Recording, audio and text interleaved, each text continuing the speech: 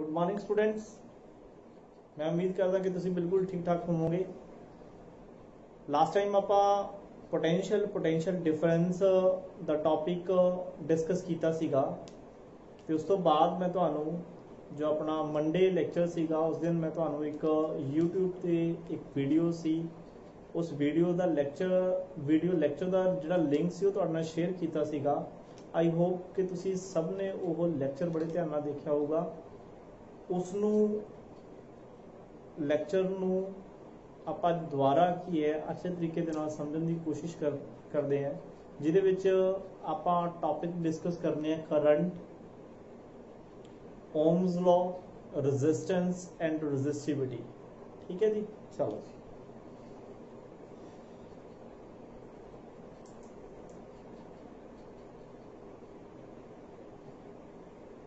What is current?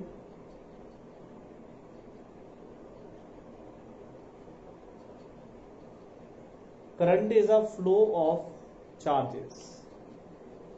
देखो इस तो पहला ਆਪਾਂ पोटेंशियल बारे ਚੰਗੀ ਤਰੀਕੇ ਨਾਲ ਪੜ੍ਹ ਕੇ ਆਏ ਸੀਗੇ। मैं ਤੁਹਾਨੂੰ ਦੱਸਿਆ ਸੀਗਾ ਜੇ पोटेंशियल डिफरेंस ਐਗਜ਼ਿਸਟ ਨਹੀਂ ਕਰੂਗਾ ਤਾਂ ਉਹਨਾਂ ਦੇ ਵਿੱਚ ਕਦੇ ਵੀ ਚਾਰजेस ਫਲੋ ਨਹੀਂ ਕਰਨਗੇ ਤੇ ਚਾਰजेस ਦੇ ਫਲੋ ਕਰਨ ਨੂੰ ਹੀ ਅਸੀਂ ਕੀ ਬੋਲਦੇ ਹਾਂ, ਕਰੰਟ ਬੋਲਦੇ ਹਾਂ। मतलब अगर ਅਸੀਂ ਇੱਕ ਮੈਟੈਲਿਕ ਕੰਡਕਟਰ ਦੇ ਅਕ੍ਰੋਸ ਇੱਕ बैटरी ਕਨੈਕਟ ਕਰ ਦਈਏ, ਉਹ बैटरी ਕੀ ਹੈ ਉਸਦੇ ਐਂਡਸ ਦੇ ਇੱਕ पोटेंशियल डिफरेंस ਸੈੱਟ ਕਰ ਦੂਗੀ। ਉਹ पोटेंशियल डिफरेंस सैट होने के नाल जिहड़े इलैक्ट्रॉन्स ने वो मूव करना स्टार्ट कर देंगे। दैट मीनस चार्जेस मूव करना स्टार्ट कर देंगे, जिहदे करके की है करंट एग्जिस्ट करता है। तो करंट नूं डिफाइन किवें करते हैं? It is defined as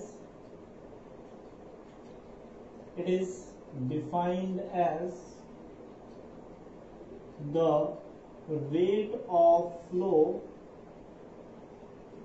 rate of flow of charges,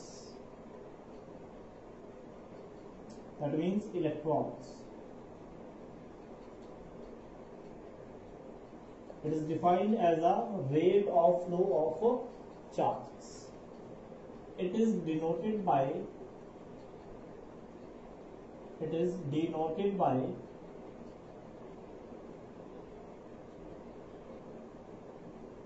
symbol I, और कई बुक्स में स्मॉल आई भी लिखा होगा, थोड़ी मर्जी है, कुछ भी तुम लिख सकते हो। That means by definition I is equal to हो गया rate of flow of charges, मतलब कितना चार्ज कितने टाइम फ्लो करता है। This is the formula of current. Now SI unit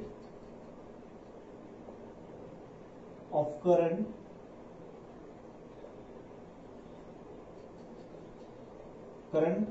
देखो चार्ज दे की कूलम, टाइम दे की सेकंड, कूलम पर सेकंड बोल सकते हो, ਜਾਂ ਇਹਦੇ ਜਿਹੜੇ यूनिट है दैट इज एम्पीयर। ए जो सिंबल लिखोगे तो कैपिटल च आऊगा, जो नाम लिखोगे तो स्मॉल लेटर आऊगा एम्पीयर। साइंटिस्ट के नाम से की है यूनिट है। कूलम पर सेकंड बोलो चाहे कि बोलो ampere. Okay, direction of current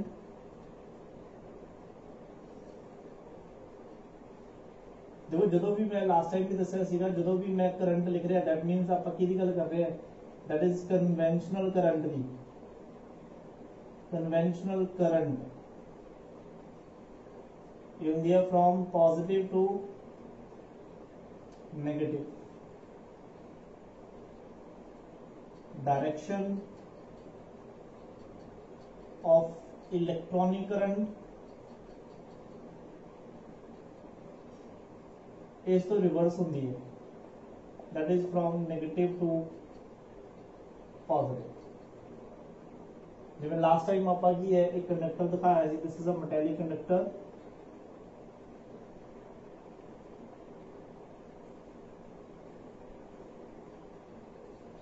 इनू असीं एक बैटरी या सैल दे नाल कनेक्ट किया, terminal positive negative, this is positive this is negative. इहदे विच जिन्ने भी नंबर ऑफ इलैक्ट्रॉन्स होणगे क्योंकि मूव करना स्टार्ट कर देंगे towards positive terminal of the cell. तो इलेक्ट्रॉन्स इधर फ्लो कर रहे हैं, बट ये ऑपोजिट की है करंट की डायरेक्शन होंगी, that current is known as conventional current I. Electronic current की डायरेक्शन इसको ऑपोजिट हो। ठीक है जी। ਤੇ ਇੱਕ ਚੀਜ਼ ਦਾ ਧਿਆਨ ਰੱਖਣਾ ਹੈ, ਕਰंट is a scalar quantity।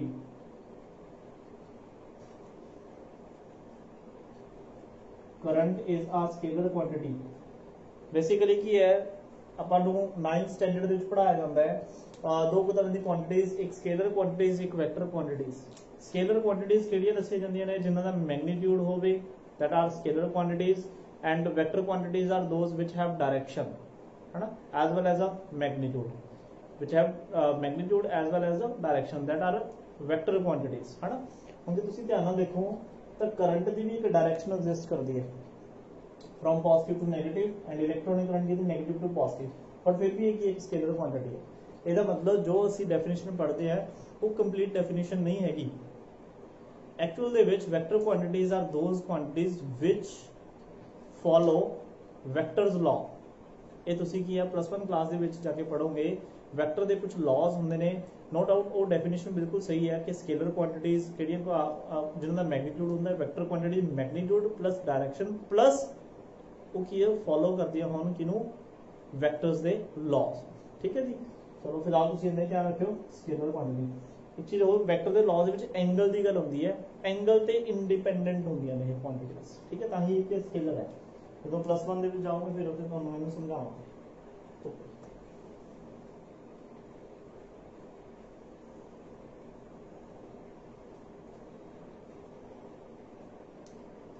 Okay, next है जी ओम्स लॉ। चलो ਇਹਦੇ ਨਾਲ ਹੀ ਆਪਾਂ ਸੋਰਸਿਸ ਆਫ ਦੀ ਗੱਲ ਵੀ ਕਰ ਰਹੇ ਹਾਂ। Sources of electric current, sources of electric current. ਇਹ ਸਾਨੂੰ ਇਲੈਕਟ੍ਰਿਕ ਕਰੰਟ ਕਿੱਥੋਂ ਮਿਲਦਾ, ਸੋਰਸ ਕਿਹੜੇ ਕਿਹੜੇ ਮਿਲਦੇ। ਠੀਕ ਹੈ, ਤਾਂ ਬੇਸਿਕਲੀ ਇਲੈਕਟ੍ਰੋਨਿਕ ਕਰੰਟ ਹੈ ਜਿਹੜਾ, ਇਲੈਕਟ੍ਰਿਕ ਕਰੰਟ ਹੈ ਜਿਹੜਾ, ਠੀਕ ਹੈ, ਇਹ ਬੇਸਿਕਲੀ ਦੋ ਤਰ੍ਹਾਂ ਦਾ ਹੁੰਦਾ ਹੈ। ਇੱਕ ਹੁੰਦਾ ਅਲਟਰਨੇਟਿੰਗ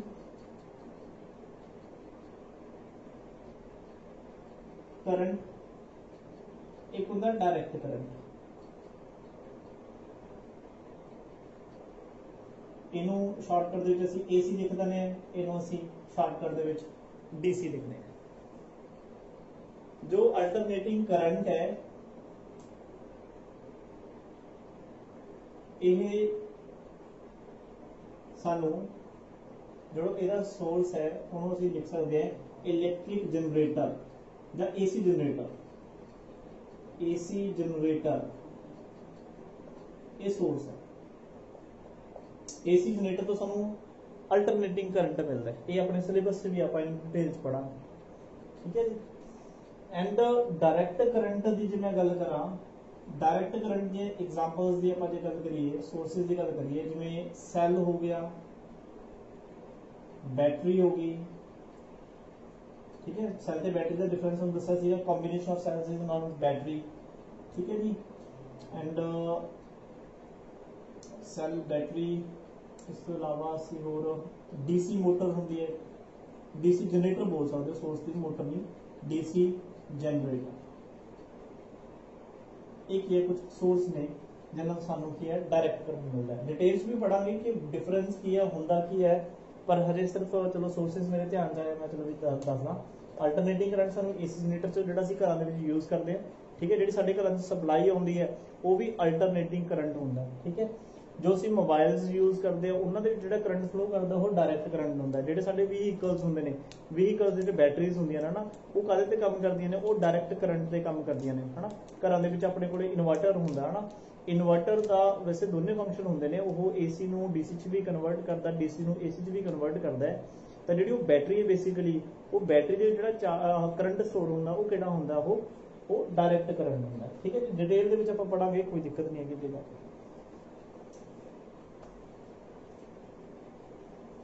क्योंकि अभी आप स्टार्ट कर रहे हैं, जो मैं हुणे इहनूं समझाऊंगा तो मे भी तुसीं कंफ्यूज हो जाओगे। तां आपां अपने को जो चैप्टर पढ़ांगे magnetic effects of electric current, उससे दोबारा फिर टॉपिक से आएंगे तो उससे अपन डिस्कस करेंगे। ओके, नेक्स्ट है जी ओम्स लॉ। ओम्स लॉ देखो, ये भी बेस्ड है, एक हुंदा कॉज, एक हुंदा इफेक्ट। बिना कारण तो कोई भी चीज कदे नहीं होंगी, ठीक है। तो ओम्स ने सानू की समझाया, देखो कारण की सीगा पोटेंशियल दा डिफरेंस होना, ਤੇ ਉਹਦਾ ਇਫੈਕਟ ਕੀ ਸੀਗਾ ਕਰੰਟ ਦਾ। ਤਾਂ ਬੇਸਿਕਲੀ ਉਹੀ ਚੀਜ਼ ਇਹਨੇ ਕੀ ਹੈ ਦੁਬਾਰਾ ਐਕਸਪਲੇਨ ਕੀਤੀ। ਓਮ ਕੀ ਕਹਿੰਦਾ, ਕਹਿੰਦਾ ਅਗਰ ਟੈਂਪਰੇਚਰ ਕਾਂਸਟੈਂਟ ਹੋਵੇ, ਟੈਂਪਰੇਚਰ ਕਾਂਸਟੈਂਟ ਹੋਵੇ ਤਾਂ ਜਿਹੜਾ ਕਰੰਟ ਹੈ ਉਹ ਡਾਇਰੈਕਟਲੀ ਪ੍ਰੋਪੋਰਸ਼ਨਲ ਹੋਊਗਾ पोटेंशियल डिफरेंस। मतलब है current is directly proportional to potential difference. जिन्ना पोटेंशियल डिफरेंस ज्यादा उन्ना करंट ज्यादा। और इन फिर असं लिख लेना V is directly proportional to I। तो कोई फर्क नहीं है, दोनों आपस में डायरेक्टली ने, एक इंक्रीज होगा दूसरा भी इंक्रीज होगा। इस डायरेक्टली प्रोपोर्शनल साइन को हटा के इथे कांस्टेंट ऐड होता है, that is known as R। R is a constant. ते इस R ਨੂੰ ਅਸੀਂ ਬੋਲਦੇ ਕੀ ਹੈ, ਇਹਦਾ ਨਾਮ ਕੀ ਹੈ, this is known as a resistance. बहुत सारे क्वेश्चन ਤੁਹਾਨੂੰ रेजिस्टेंस ਤੇ ਆਉਂਦੇ ਆ, काफी इंपॉर्टेंट है रेजिस्टेंस ਨੂੰ ਸਮਝਣਾ, काफी इंपॉर्टेंट है। ओम्स लॉ की डेफिनेशन की बनती है कि इफ टैंपरेचर इज कांस्टेंट, या तुम कह सकते हो भी जो रूम की कंडीशन ने अगर वो की है कांस्टेंट ने वेरी नहीं कर रही, जब प्रैशर भी कई बार लिखा होता है टैंपरेचर कांस्टेंट, जब प्रैशर भी तुम लिख सकते हो टैंपरेचर ते जे प्रैशर की ने कांस्टेंट ने, तो पोटेंशियल है जो डायरेक्टली प्रोपोर्शनल होगा करंट। जिन्ना जिन्ना पोटेंशियल डिफरेंस बढ़ाई जाऊंगा ना करंट। देखो बेसिकली इनू की है, वैसे आप लैब ਦੇ ਵਿੱਚ ਕੀ ਹੈ ਇਹਨੂੰ ਵੈਰੀਫਾਈ ਵੀ ਕਰਦੇ ਆ, ਚਲੋ ਹਜੇ ਉਹ ਕੰਡੀਸ਼ਨ ਨਹੀਂ ਹੈਗੀ ਵੀ ਆਪਾਂ ਲੈਬ ਦੇ ਵਿੱਚ ਇਹਨੂੰ ਵੈਰੀਫਾਈ ਕਰ ਸਕੀਏ, ਪਰ ਤੁਹਾਨੂੰ ਮੈਂ ਵੀਡੀਓ ਭੇਜੀ ਸੀ ਇੱਕ, ਉਹਦੇ ਵਿੱਚ ਤੁਸੀਂ ਦੁਬਾਰਾ ਉਹਨੂੰ ਦੇਖਿਓ, ਜਾਂ ਤੁਸੀਂ YouTube ਤੇ ਕੀ ਹੈ ओम्स लॉ ਦੀ ਵੈਰੀਫਿਕੇਸ਼ਨ ਨੂੰ ਕੀ ਹੈ ਫਾਈਂਡ ਕਰਕੇ ਤੁਸੀਂ ਦੇਖਿਓ, ਤੁਹਾਨੂੰ ਪ੍ਰੂਫ ਪਤਾ ਲੱਗ ਜਾਊਗਾ। ਸਿੰਪਲ ਜੀ ਮੈਂ ਇੱਕ ਐਗਜ਼ਾਮਪਲ ਦਿੰਦਾ। ਦੇਖੋ ਅਗਰ ਤੁਸੀਂ ਇੱਕ ਛੋਟੀ ਬੈਟਰੀ ਕਿਸੇ ਡਿਵਾਈਸ ਨਾਲ ਕਨੈਕਟ ਕਰਦੇ ਹੋ ਤਾਂ ਉਹਦੇ ਵਿੱਚ ਕੀ ਹੈ small amount of current flow ਕਰਦਾ ਹੈ। अगर ਅਸੀਂ ਜ਼ਿਆਦਾ ਕਰੰਟ ਫਲੋ ਕਰਵਾਉਣਾ ਚਾਹੁੰਦੇ ਹਾਂ ਤਾਂ ਸਾਨੂੰ ਵੱਡੀ ਬੈਟਰੀ ਲਗਾਉਣੀ ਪੈਂਦੀ ਹੈ। ਜਿਵੇਂ ਕਿ ਹੈ ਇੱਕ ਟੁਆਇਜ਼ ਵਾਲੀਆਂ ਕੀ ਹੈ ਕਾਰਸ ਹੁੰਦੀਆਂ ਨੇ, ਇੱਕ ਆਪਣੀ ਕੀ ਹੈ ਜੈਨੂਨ ਜਿਹੜੀ ਕਾਰ ਆਪਾਂ ਘਰਾਂ 'ਚ ਯੂਜ਼ ਕਰਦੇ ਹਾਂ ਹਨਾ। ਤਾਂ ਜਿਹੜੀ ਟੁਆਇਜ਼ ਵਾਸਤੇ ਜਿਹੜੀ ਕਾਰਸ ਯੂਜ਼ ਹੁੰਦੀਆਂ ਉਹਨਾਂ ਵਿੱਚ ਬੇਸਿਕਲੀ ਕੀ ਹੈ ਸੈੱਲ ਅਸੀਂ ਯੂਜ਼ ਕਰਦੇ ਹਾਂ, ਸੈੱਲ ਦੇ ਕੰਬੀਨੇਸ਼ਨ, ਦੈਟ ਮੀਨਸ ਛੋਟੀ ਬੈਟਰੀ ਹਨਾ। ਬਟ ਜਿਹੜੀ ਕਾਰ ਦੇ ਵਿੱਚ ਬੈਟਰੀ ਯੂਜ਼ ਹੁੰਦੀ ਹੈ ਵੱਡੀ ਬੈਟਰੀ ਯੂਜ਼ ਹੁੰਦੀ ਹੈ। ਤਾਂ ਮਤਲਬ ਉੱਥੋਂ ਮੈਂ ਕੀ ਸਮਝਾਉਣਾ ਚਾਹ ਰਿਹਾ ਕਿ ਜ਼ਿਆਦਾ ਕਰੰਟ ਚਾਹੀਦਾ ਤਾਂ ਸਾਨੂੰ ਵੱਡੀ ਬੈਟਰੀ ਚਾਹੀਦੀ ਹੈ। ਤਾਂ ਵੱਡੀ ਬੈਟਰੀ ਦਾ ਮਤਲਬ ਕੀ ਹੋਊਗਾ, ਉਹ ਉਨਾ ਜ਼ਿਆਦਾ ਕੰਮ ਕਰ ਸਕਦੀ ਹੋਊਗੀ, ਦੈਟ ਮੀਨਸ ਉਹਦੇ ਕੋਲੇ ਉਨਾ ਜ਼ਿਆਦਾ ਪੋਟੈਂਸ਼ੀਅਲ ਹੋਊਗਾ। ਅਗਰ ਪੋਟੈਂਸ਼ੀਅਲ ਹੋਊਗਾ ਤਾਂ ਉਨਾ ਜ਼ਿਆਦਾ ਉਹਦੇ ਕੋਲੇ ਪੋਟੈਂਸ਼ੀਅਲ ਦਾ ਡਿਫਰੈਂਸ ਹੋਊਗਾ, ਤੇ ਜਿੰਨਾ ਜ਼ਿਆਦਾ ਪੋਟੈਂਸ਼ੀਅਲ ਡਿਫਰੈਂਸ ਹੋਊਗਾ ਉਨਾ ਉਹ ਕਰੰਟ ਜ਼ਿਆਦਾ ਉਹਦੇ ਵਿੱਚੋਂ ਫਲੋ ਕਰੂਗਾ, ਠੀਕ ਹੈ ਜੀ। ਕਿਉਂਕਿ ਉਹਦੇ ਕੋਲ ਉਨੀ ਜ਼ਿਆਦਾ ਕੈਪੈਸਿਟੀ ਹੋਊਗੀ ਕਿਸੇ ਚਾਰजेस ਨੂੰ ਮੂਵ ਕਰਾਉਣ ਦੀ, ਉਹਨਾਂ ਤੋਂ ਵਰਕ ਕਰਾਉਣ ਦੀ, ਠੀਕ ਹੈ ਜੀ। ਤਾਂ ओम्स लॉ यही है, according to Ohm's law potential is directly proportional to current, या तुम कह सकते हो करंट, बेसिकली सही डेफिनेशन यही है कि according to Ohm's law current is directly proportional to potential difference if temperature and pressure is constant, ठीक है। अगर इन्होंने दोनों में कुछ ना कुछ वेरिएशन होगी तो भी डायरेक्टली रहूगा, बट की है सुनो की है मतलब ये कह सकते हैं कि जो असं स्लोप कैलकुलेट करते हैं,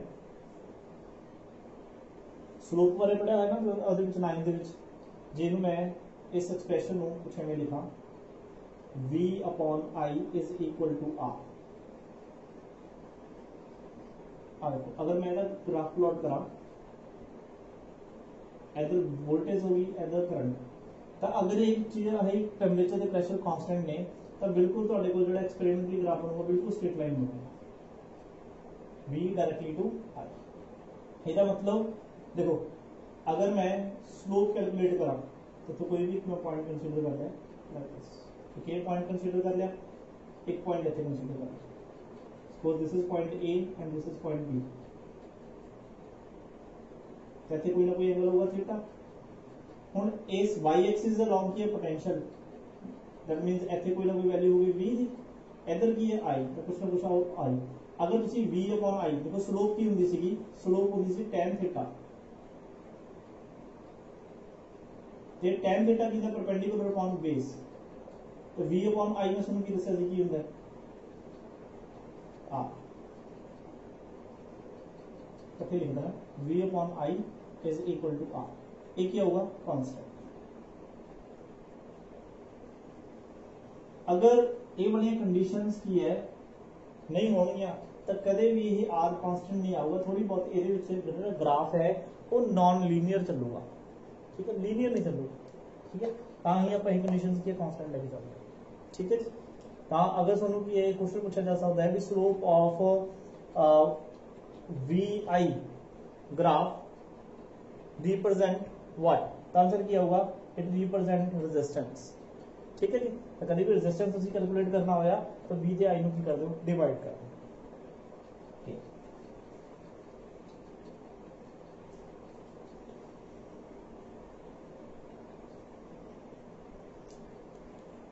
नेक्स्ट है जी what is the resistance, what is resistance,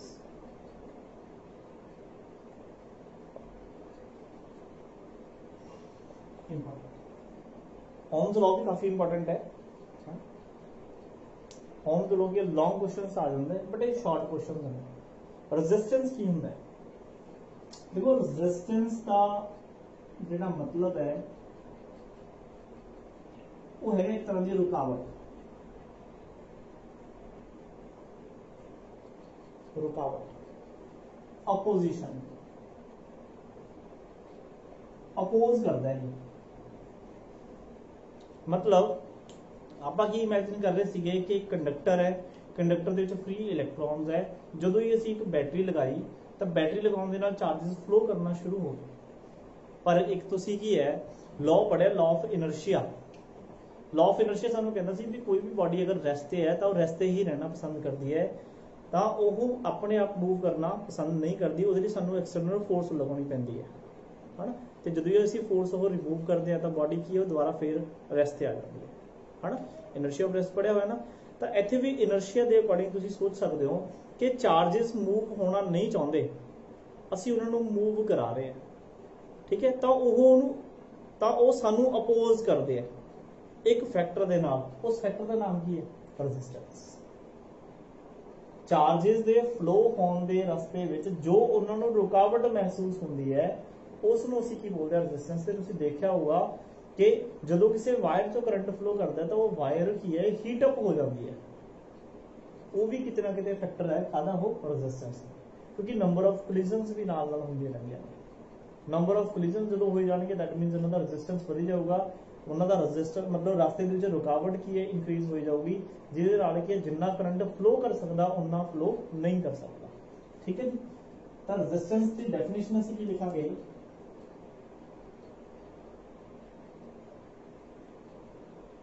it is the opposition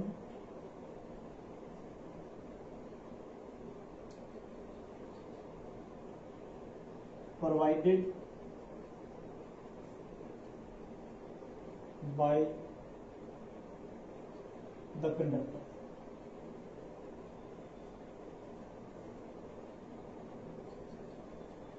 it is the opposition provided by the conductor in the flow of charges, flow of charges। Definition है जी होर भी तुसीं देख सकते हो, जो असीं पढ़िया सी V is equal to IR, तो इत्थों भी तुसीं डेफिनेशन बना सकते हो R is equal to V upon I। It is defined as the, it is defined as the ratio of potential difference to current, एवं तुसीं लिख सकते, ठीक है जी। जो यूनिट होंगे ने SI यूनिट वो होंगे जी ओम, जिहदा सिंबल कुछ इवें होंगे। एक क्वेश्चन है जी what is the resistance, it is the opposition provided by the conductor, कोई भी मटेरियल लिख लो, कोई जरूरी नहीं कि कला conductor, by any material, any material कोई भी मटीरियल हो सकता है, वो कंडक्टर हो सकता है, वो इंसुलेटर हो सकता है, वो सैमी कंडक्टर हो सकता है, वो डाइलैक्ट्रिक हो सकता है। ਹੁਣ देखो कंडक्टर ਦੇ ਵਿੱਚ ਅਸੀਂ ਕੀ ਹੈ ਕਹਿੰਦੇ ਆ ਵੀ करंट फ्लो करता है, इंसुलेटर च करंट फ्लो नहीं करता, सैमी कंडक्टर ਦੇ ਵਿੱਚ ਕੀ ਹੈ थोड़ा बहुत करंट ਕੀ ਹੈ सर्टेन कंडीशंस ਤੇ फ्लो करता है। ਇਹਦਾ मतलब ਉਹਦੇ ਵਿੱਚ ਫੈਕਟਰ ਕਿਹੜਾ ਗਾ ਰੈਜ਼ਿਸਟੈਂਸ। ਰੈਜ਼ਿਸਟੈਂਸ ਇੰਸੂਲੇਟਰ ਦਾ ਬਹੁਤ ਜ਼ਿਆਦਾ ਹੈ, ਰੈਜ਼ਿਸਟੈਂਸ ਕੰਡਕਟਰ ਦਾ ਬਹੁਤ ਘੱਟ ਹੈ ਤੇ ਸੈਮੀ ਕੰਡਕਟਰ ਦਾ ਦੋਨਾਂ ਦੇ ਇਨ ਬਿਟਵੀਨ ਹੈ। ਤੁਸੀਂ ਇਸ ਤਰ੍ਹਾਂ ਦੇ ਤਰੀਕੇ ਨਾਲ ਇਹਨੂੰ ਸੋਚ ਸਕਦੇ ਹੋ।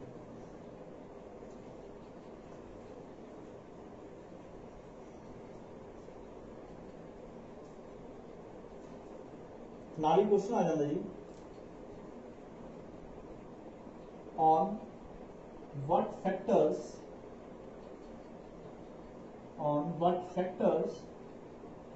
resistance of material depends।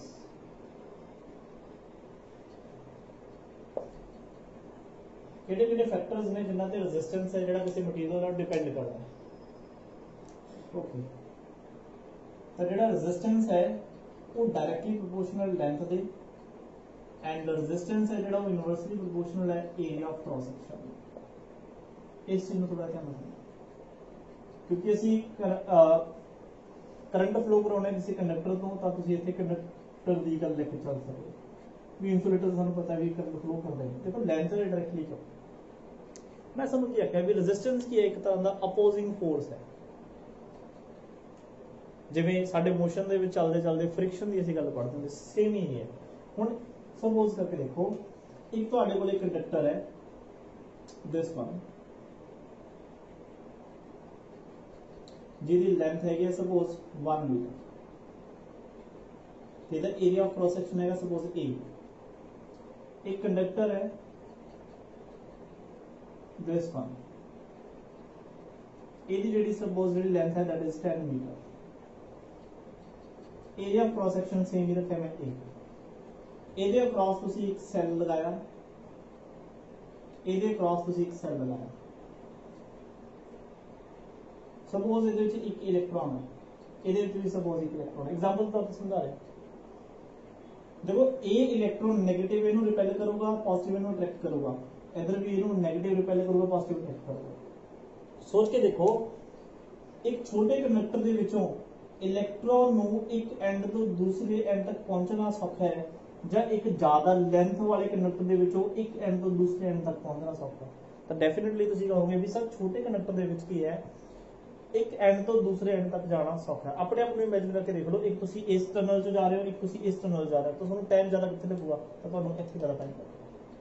Similarly ये चीज है कि जितनी लेंथ ऑफ कंडक्टर इंक्रीज हो जाएगी, दैट मींस उतना ज्यादा ओदा की है रेजिस्टेंस ज्यादा हो जाएगा, क्योंकि लेंथ ज्यादा होने मतलब ਉਹਦੇ ਵਿੱਚ ਕੀ ਹੈ, ਤੁਸੀਂ ਕਹਿ ਸਕਦੇ ਨੰਬਰ ਆਫ ਇਲੈਕਟ੍ਰॉन्स ਵੀ ਜ਼ਿਆਦਾ ਹੋਣਗੇ, ਤਾਂ ਜ਼ਿਆਦਾ ਹੋਣਗੇ ਤਾਂ ਨੰਬਰ ਆਫ ਕੋਲਿਜ਼ਨਸ ਵੀ ਜ਼ਿਆਦਾ ਹੋਣਗੀਆਂ, ਤੇ ਜਿੱਥੇ ਨੰਬਰ ਆਫ ਕੋਲਿਜ਼ਨ ਜ਼ਿਆਦਾ ਹੋਣਗੀਆਂ ਤਾਂ ਸਾਡੇ ਰਸਤੇ ਦੇ ਵਿੱਚ ਮਤਲਬ ਚਾਰजेस ਦੇ ਫਲੋ ਦੇ ਰਸਤੇ ਵਿੱਚ ਕੀ ਹੈ, ਇੱਕ ਆਬਸਟੈਕਲ ਪੈਦਾ ਹੋ ਜਾਊਗਾ ਜਿਹਦੇ ਨਾਲ ਚਾਰजेस ਫਲੋ ਨਹੀਂ ਕਰ ਸਕਦੇ। ਇਹਦਾ ਮਤਲਬ ਰੈਜ਼ਿਸਟੈਂਸ ਕੀ ਹੋ ਜਾਊਗਾ, ਇਨਕਰੀਜ਼। दूसरी एग्जांपल,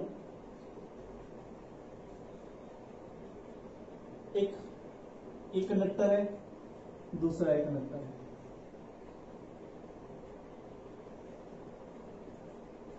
ਇਹਦੀ ਲੈਂਥ ਹੈਗੀ ਹੈ 1 ਮੀਟਰ, ਸੇਮ ਲੈਂਥ ਹੈ, ਇਹਦਾ ਏਰੀਆ A ਸੀਗਾ, A1 ਲਿਖ ਲਓ, ਇਹਦਾ ਏਰੀਆ A2 ਹੈ। ਇਹਨੂੰ ਵੀ ਅਸੀਂ ਇੱਕ ਸੈੱਲ ਦੇ ਨਾਲ ਕਨੈਕਟ ਕਰਤਾ, ਸੇਮ ਸੈੱਲ ਲਗਾ ਰਿਹਾ ਦੋਨਾਂ ਨੂੰ, 20 ਵੋਲਟ ਦਾ ਵੀ ਦਾ ਪਹਿਲਾਂ ਵੀ ਸੇਮ ਸੀ। ਹੁਣ ਇੱਥੋਂ ਕੀ ਹੈ, ਇਲੈਕਟ੍ਰੋਨਸ ਦੇ ਨਾਲ, ਚਲੋ ਇੱਕ ਨਾਲ ਹੀ ਗੱਲ ਕਰਦੇ। ਹੁਣ ਸਿੰਪਲ ਜੀ ਗੱਲ ਦੇਖੋ, बहुत वधिया जी एग्जाम्पल की है दूंगा, एक भी तुम समझ लग जाए। देखो अपने की है बुढ़लाडे ਦੇ ਵਿੱਚ 2 ਗਲੀਆਂ ਨੇ, ਇੱਕ ਚੌੜੀ ਗਲੀ ਇੱਕ ਭੀੜੀ ਗਲੀ ਹੈ। अगर मैं ਤੁਹਾਨੂੰ ਕਹਾਂ ਵੀ ਮੋਟਰਸਾਈਕਲ ਤੁਸੀਂ ਕੀ ਹੈ ਫਾਸਟ ਸਪੀਡ ਤੇ ਚਲਾਉਣਾ ਹੈ, ਤਾਂ ਤੁਸੀਂ ਸੋਚ ਕੇ ਦੇਖੋ ਵੀ ਤੁਸੀਂ ਚੌੜੀ ਗਲੀ ਦੇ ਵਿੱਚ ਕੀ ਹੈ ਜ਼ਿਆਦਾ ਮੋਟਰਸਾਈਕਲ ਤੇਜ਼ੀ ਨਾਲ ਭਜਾ ਸਕਦੇ ਹੋ, ਜਾਂ ਜਿਹੜੀ ਉਹ ਭੀੜੀ ਗਲੀ ਹੈ ਉਹਦੇ ਵਿੱਚ ਭਜਾ ਸਕਦੇ ਹੋ। ਤਾਂ ਡੈਫੀਨਿਟਲੀ ਤੁਹਾਡਾ ਆਨਸਰ ਆਊਗਾ ਵੀ ਸਰ ਚੌੜੀ ਗਲੀ ਦੇ ਵਿੱਚ ਅਸੀਂ ਕੀ ਹੈ ਜ਼ਿਆਦਾ ਸਪੀਡ ਨਾਲ ਮੋਟਰਸਾਈਕਲ ਚਲਾ ਸਕਦੇ ਹਾਂ, ਹਨਾ। ਮੈਂ ਨਹੀਂ ਕਹਿ ਰਿਹਾ ਵੀ ਤੁਸੀਂ ਚਲਾਉਣਾ ਹੈ, ਇੱਕ ਐਗਜ਼ਾਮਪਲ ਦੇ ਦੇ, ਹਨਾ। ਤਾਂ ਉਹਦੇ ਵਿੱਚ ਕੀ ਹੈ, ਕਿਉਂਕਿ ਦੇਖੋ ਏਰੀਆ ਕੀ ਹੈ ਜ਼ਿਆਦਾ ਹੈ, ਅਗਰ ਏਰੀਆ ਜ਼ਿਆਦਾ ਹੈ ਤਾਂ ਸਾਨੂੰ ਕਿਸੇ ਨਾਲ ਟਕਰਾਉਣ ਦਾ ਜਿਹੜਾ ਸਾਡਾ ਕੀ ਹੈ ਖਤਰਾ ਉਹ ਘਟ ਜਾਂਦਾ ਹੈ। ਐਜ਼ ਇਟ ਇਜ਼ ਇੱਥੇ ਇਹਦੇ ਵਿੱਚ ਕੀ ਹੈ ਏਰੀਆ ਘੱਟ ਸੀਗਾ, ਤਾਂ ਕੋਲੀਜਨ ਹੋਣ ਦੇ ਜ਼ਿਆਦਾ ਚਾਂਸਸ ਸੀ, ਇਹਦੇ ਵਿੱਚ ਏਰੀਆ ਵੱਧ ਗਿਆ ਤਾਂ ਕੋਲੀਜਨ ਹੋਣ ਦੇ ਚਾਂਸਸ ਘਟ ਗਏ।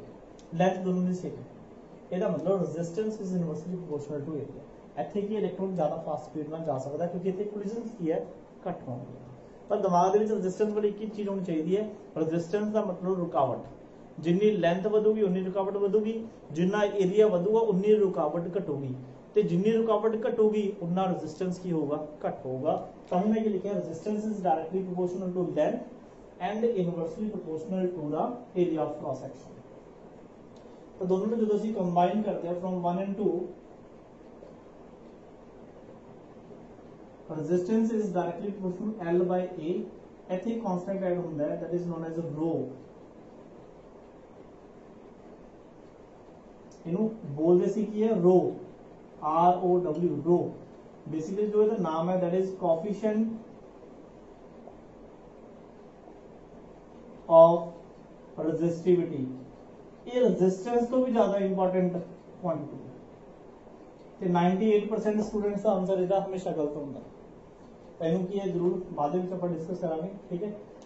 R is equal to ਕੀ ਹੈ rho L by A, this is the formula of resistance। ਇਹਨੂੰ ਕੀ ਬੋਲਦੇ ਆ coefficient of resistivity. L length ਹੋ ਗਈ, A ਕੀ ਹੋ ਗਿਆ ਏਰੀਆ ਆਫ ਕ੍ਰਾਸ ਸੈਕਸ਼ਨ ਹੋ ਗਿਆ, ਠੀਕ ਹੈ ਜੀ। ਤਾਂ ਇਸ ਤਰੀਕੇ ਨਾਲ ਤੁਸੀਂ ਕੀ ਹੈ ਦੱਸ ਸਕਦੇ ਹੋ ਕਿ ਕਿਹੜੇ ਫੈਕਟਰਸ ਤੇ ਰੈਜ਼ਿਸਟੈਂਸ ਡਿਪੈਂਡ ਕਰਦਾ ਹੈ। ਅੱਛਾ ਇੱਕ ਚੀਜ਼ ਮੈਂ ਜ਼ਰੂਰ ਦੱਸਦਾ, ਚਲੋ ਆਪਾਂ ਇਹਨੂੰ ਵੀ ਡਿਸਕਸ ਕਰ ਲੈਂਦੇ ਹਾਂ ਦੇ ਨਾਲ, ਠੀਕ ਹੈ ਜੀ।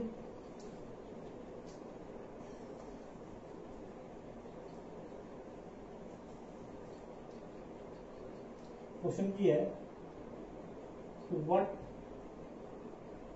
Do you mean by resistivity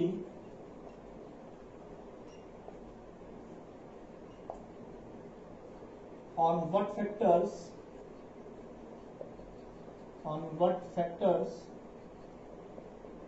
it depends।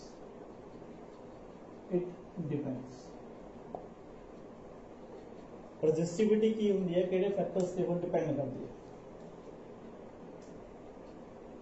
हाँ जी, बेसिकली जी रजिस्टिविटी रो है कि है रजिस्टिविटी,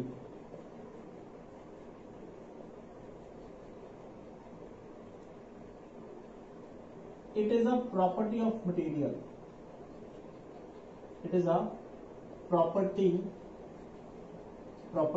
of material। ये मटीरियल की प्रॉपर्टी है कि मटीरियल तुसी किहड़ा ले रहे हो, कंडक्टर है, इंसुलेटर है, सैमी कंडक्टर है। कंडक्टर दे विच कॉपर है, सिल्वर है, कोई भी है, उस मटीरियल की प्रॉपर्टी है। मतलब हर एक मटीरियल की कुछ अपनी रजिस्टिविटी होती है। हुण एक्चुअल हुंदा की है रजिस्टिविटी का दूसरा नाम लिखदा है, दूसरा नाम है स्पेसिफिक रेजिस्टेंस। स्पेसिफाई है भी कुछ ना कुछ मटीरियल का रेजिस्टेंस होएगा ही होएगा, स्पेसिफाई है। कॉपर का अपना होएगा, सिल्वर का अपना होएगा, किसी इंसुलेटर का कोई अलग होएगा। बट जो कॉपर का आप कह दिए भी इन्ना की है, तुहाडी बुक दे विच की है टेबल बनाया हुआ तुसीं वैल्यू देख सकते हो। अगर मैं कॉपर का कहता मान लो फॉर एग्जांपल कि कॉपर कंडक्टर का रेजिस्टेंस घट होंदा है, मान लो कि है जिवें 0.001 है, एग्जांपल ले रहे हैं, चेक कर लो वैल्यू कितनी है ना, तो 0.01 है। इसदा मतलब वो स्पेसिफाई है कि कॉपर का तुसीं कोई मर्जी पीस लो, ओदी तुहानूं स्पेसिफिक रेजिस्टेंस ओनी मिलेगी ही मिलेगी। देखो किवें डिफाइन करते हैं, वी नो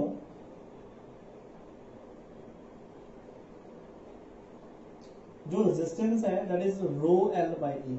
अपने ਇਹਦਾ मतलब इथों रो इज इक्वल टू इनू क्रॉस मल्टीप्लाई करो आर ए बाय की होगा एल। अगर इफ लेंथ ऑफ कंडक्टर में 1 मीटर कंसीडर करा and area of conductor 1 metre square consider करा, चाहे दोनों सेंटीमीटर कर 1 करना unit, then equation 1 becomes resistivity rho ਇਹਦੀ वैल्यू 1 पुट करती, ਇਹਦੀ वैल्यू 1 पुट करती इज इक्वल टू आर। ਇਹਨੂੰ ਰੈਜ਼ਿਸਟਿविटी की होगी एक तरह ਦੀ रेजिस्टेंस। तो इथों ਅਸੀਂ ਇਹਦੀ डेफिनेशन बनावांगे कि स्पैसिफिक रेजिस्टेंस की है एक और रेजिस्टेंस है कंडक्टर दा जिहदी लेंथ 1 मीटर होवे ते जिहदा area of cross section 1 metre square होवे। ठीक है जी, तो की लिखांगे, it is defined as it is defined as it is defined as it is defined as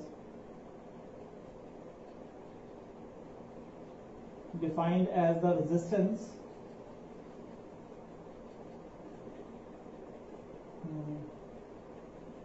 it is defined as the resistance of a conductor having 1 meter length and 1 meter square area of cross section।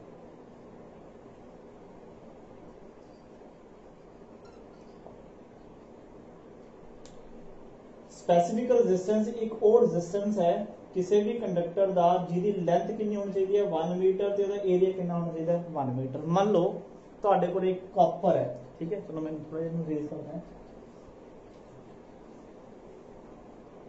मान लो suppose करो भी आ तुहाडे कोल एक copper दी wire है,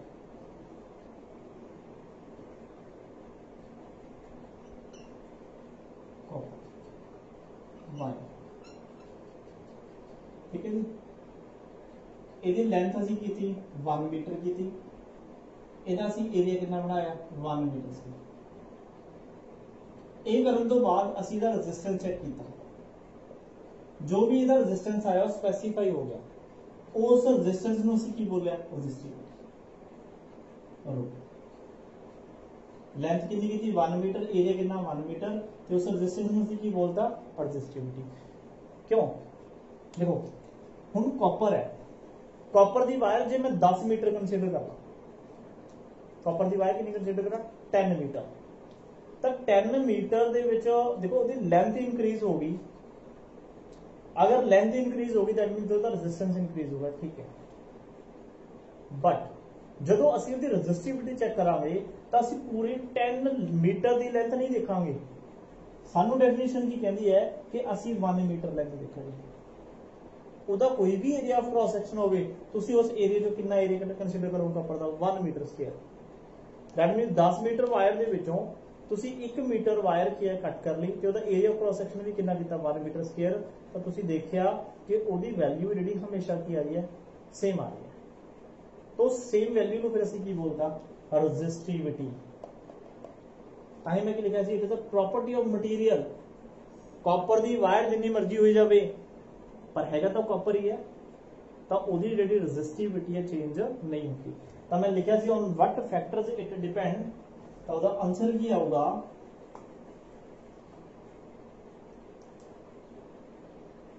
resistivity of any material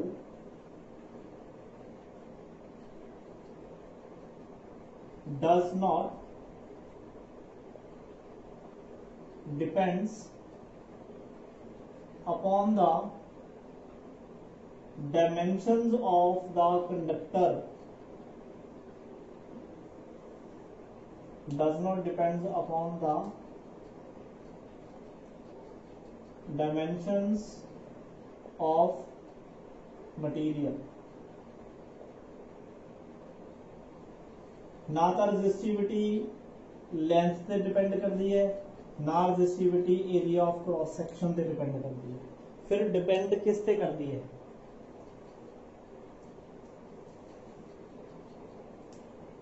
it depends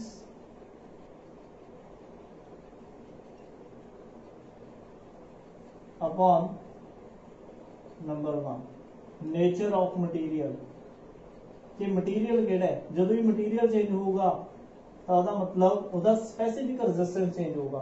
मतलब एक तो तुसी कॉपर दी 1 मीटर लेंथ कट्टो ਉਹਦਾ ਏਰੀਆ 1 ਮੀਟਰ ਸਕੁਅਰ ਬਣਾ ਲਓ। ਇੱਕ ਸਿਲਵਰ ਦੀ ਲੈਂਥ 1 ਮੀਟਰ ਕੱਟੋ ਉਹਦਾ ਏਰੀਆ 1 ਮੀਟਰ ਸਕੁਅਰ ਬਣਾ ਲਓ। ਉਹਨਾਂ ਦੋਨਾਂ ਦਾ ਰੈਜ਼ਿਸਟੈਂਸ ਕੈਲਕੂਲੇਟ ਕਰੋ, ਕਦੇ ਵੀ ਸੇਮ ਨਹੀਂ ਆਊਗਾ। ਇਹਦਾ ਮਤਲਬ ਉਹਨਾਂ ਦੋਨਾਂ ਦੇ ਵਿੱਚ ਮਟੀਰੀਅਲ ਬੇਸ ਤੇ ਕੀ ਆ ਰੈਜ਼ਿਸਟੈਂਸ ਦਾ ਫਰਕ ਹੈ।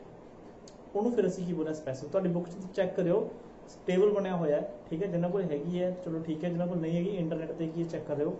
ਹਰ ਤੁਹਾਨੂੰ ਕੀ ਹੈ ਵੈਲਿਊ ਸਪੈਸੀਫਾਈ ਮਿਲੂਗੀ ਕਿ ਕਾਪਰ ਦੀ ਰੈਜ਼ਿਸਟਿਵਿਟੀ ਇੰਨੀ ਹੈ, ਸਿਲਵਰ ਦੀ ਇੰਨੀ ਹੈ, ਠੀਕ ਹੈ। ਹੋਰ ਵੀ ਜਿੰਨੇ ਵੀ ਮਟੀਰੀਅਲ ਐਗਜ਼ਿਸਟ ਕਰਦੇ ਆ ਉਹਨਾਂ ਸਾਰਿਆਂ ਦੀ ਤੁਹਾਨੂੰ ਰੈਜ਼ਿਸਟਿਵਿਟੀ ਗਿਵਨ ਹੋਊਗੀ, मतलब कांस्टेंट है। दूसरा it depends upon nature of the material। दूसरा टेम्परेचर, दूसरा टेम्परेचर ਤੇ डिपेंड करती है, ठीक है। ਹੁਣ ਟੈਂਪਰੇਚਰ ਦੇ ਨਾਲ ਵਧਣ ਦੇ ਨਾਲ ਇੰਕਰੀਜ਼ ਹੁੰਦੀ ਹੈ, ਡਿਕਰੀਜ਼ ਹੁੰਦੀ ਹੈ। ਫਿਰ ਲੈਕਚਰ ਆਪਣਾ ਕਾਫੀ ਜ਼ਿਆਦਾ ਕੀ ਹੈ ਲੈਂਥੀ ਹੋ ਰਿਹਾ, ਤਾਂ ਇਹਨੂੰ ਆਪਾਂ ਕੀ ਹੈ ਅੱਗੇ ਜਾ ਕੇ ਡਿਸਕਸ ਕਰਾਂਗੇ ਕਿ ਕਦੋਂ ਟੈਂਪਰੇਚਰ ਵਧੂਗਾ। ਜੇ ਟੈਂਪਰੇਚਰ ਵਧੂਗਾ ਤਾਂ ਰੈਜ਼ਿਸਟਿਵਿਟੀ ਤੇ ਕੀ ਫਰਕ ਪਊਗਾ, ਜੇ ਟੈਂਪਰੇਚਰ ਘਟੂਗਾ ਤਾਂ ਰੈਜ਼ਿਸਟਿਵਿਟੀ ਤੇ ਕੀ ਫਰਕ ਪਊਗਾ। ਤਾਂ ਆਈ ਹੋਪ ਕਿ ਤੁਹਾਨੂੰ ਰੈਜ਼ਿਸਟਿਵਿਟੀ ਦਾ ਕੰਸੈਪਟ ਕੀ ਸਮਝ ਲੱਗ ਗਿਆ ਹੋਵੇ।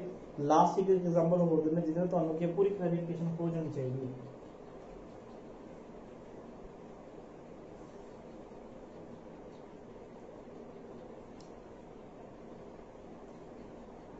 इधर गल कर रहे हैं मैं रेजिस्टेंस की, इधर गल कर रहे हैं मैं रेजिस्टिविटी की। Resistivity that means specific resistance.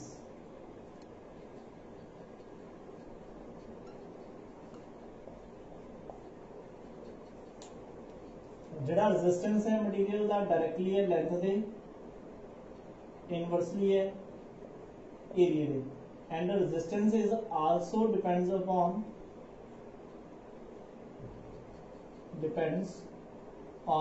rho।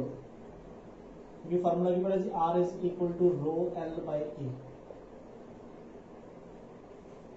Ji resistivity है, it is a property of material। आ ध्यान से रखना बस, it is a property of material।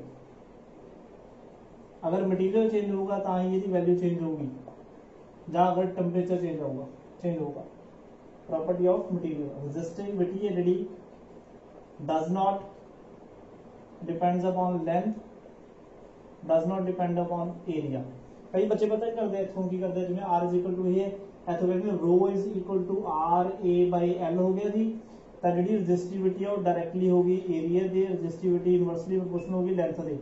नहीं ऐसा नहीं करना। क्यों नहीं करना? क्योंकि जो भी असं रेजिस्टिविटी डिफाइन करते हैं एरिया की वैल्यू कि लेके चलते यूनिट मीटर स्क्वायर, लेंथ कि लेके चलते हैं 1 मीटर, तो यह क्वांटिटीज 1 ने, ही असीं फिर लिखते हैं एक पर्टिकुलर रेजिस्टेंस। ठीक है जी। हम देखो जिवें मैं तुहानूं कहा कि एक सिलेंडर है, ठीक है, मतलब कंडक्टर है जिसकी लेंथ है L,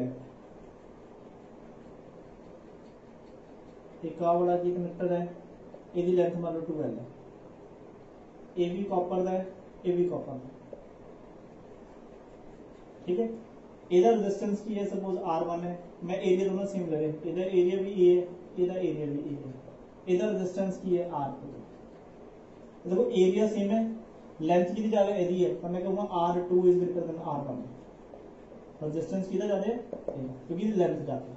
सिमिलरली तुम एरिया वास्ते कर सकते। अगर मैं तुहानूं इधर कहा कि एक तुहाडे कोल आ कंडक्टर है, this is a one conductor, किहदा है कॉपर का, लेंथ यदि की है मान लो 100 मीटर है, एरिया ਇਹਦਾ मान लो की है 10 मीटर स्क्वायर मान लो सपोज।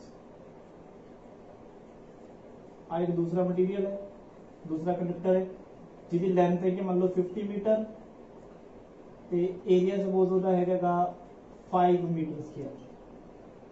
ए भी कॉपर है, ए भी कॉपर है। मैं तुहानूं पूछा कि रेजिस्टिविटी किहदी ज्यादा है, तो आंसर आऊगा रेजिस्टिविटी की सेम है। क्यों? क्योंकि ये भी कॉपर है, भी कॉपर है। असी लेंथ ना तो लेंथ देखने ना एरिया। क्यों नहीं देखना? क्योंकि जो भी मैं की है रेजिस्टिविटी फाइंड करने की कोशिश करूंगा, मैं 100 मीटर नहीं देखता, मैं की करूंगा ये 1 मीटर कटूंगा, इधर एरिया भी कितना करूंगा 1 मीटर स्क्वायर। मैं वो वाला रेजिस्टेंस चेक करूंगा। सपोज फॉर एग्जांपल सपोज करो भी इसका रेजिस्टेंस मेरे को आ गया, स्पेसिफिक रेजिस्टेंस वो मेरे को आ गया मतलब 10। ठीक है ओम मीटर के यूनिट होंगे फिर ये भी की करूंगा मैं 1 मीटर एरिया भी कितना करूंगा 1 मीटर तो यदा भी आंसर कितना होगा 10 ओम मीटर सेम आऊगा कैलकुलेट करके देख सकते 10 वैसे कॉपर का होंगे नहीं बहुत मतलब ज्यादा लिखिया है 10⁻2 कर लो एग्जाम्पल दे रहे हैं रजिस्टिविटी ਦੇ ਵਿੱਚ ਅਸੀਂ ਡਾਇਮੈਂਸ਼ਨਸ ਦੇ ਚੱਕਰ 'ਚ ਨਹੀਂ ਪੈਣਾ ਹੈਗਾ ਕਿਉਂਕਿ ਡੈਫੀਨੇਸ਼ਨ ਕੀ ਕਹਿੰਦੀ ਹੈ ਡੈਫੀਨੇਸ਼ਨ ਕਹਿੰਦੀ ਹੈ ਕਿ ਇਹ ਕੋਈ ਪਾਰਟਿਕੂਲਰ ਰੈਜ਼ਿਸਟੈਂਸ ਹੈ ਉਸ ਕੰਡਕਟਰ ਦਾ ਜਿਹਦੀ ਲੈਂਥ 1 ਮੀਟਰ ਹੈ ਤੇ ਜਿਹਦਾ area of cross section 1 metre square ਹੈ ਠੀਕ ਹੈ ਜੀ ਇਸ ਤੋਂ ਬਾਅਦ ਇਹਦੇ ਕੁਝ ਨਿਊਮੈਰੀਕਲ ਪੋਰਸ਼ਨ ਹੁੰਦਾ ਜੀ ਉਹ ਕਾਫੀ ਇੰਪੋਰਟੈਂਟ ਹੁੰਦਾ ਹੈ ठीक है वो न्यूमेरिकल्स की क्लास आप लगावांगे फिर तो मैं एक की है रिलेटेड की है क्योंकि फिर अपने कुछ टॉपिक कुछ हो जाएंगे फिर तो मैं एक असाइनमेंट प्रोवाइड करूँगा ठीक है जी okay thank you take care